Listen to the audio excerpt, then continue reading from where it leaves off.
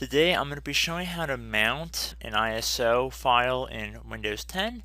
So an ISO is referred to as a disk image, and it's a single file that is a copy of a CD or DVD drive. So when you mount an ISO file, it will appear as though it's a CD or DVD drive on your computer. So this tutorial is pretty straightforward here. So we're going to just jump right into it. There's a couple of different ways we can do it, but I'm just going to do what I believe to be the quickest way. And that would be just to right click on our ISO file that we want to mount. And now in the context menu that appears, you want to left click on the mount button right here.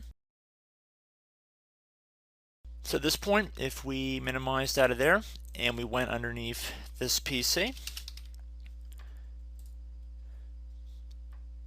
we can see that there appears to be a new DVD drive that comes up, and that is thanks to us mounting this ISO file. So I hope this brief tutorial helped you guys out, and I will catch you in the next video. Goodbye.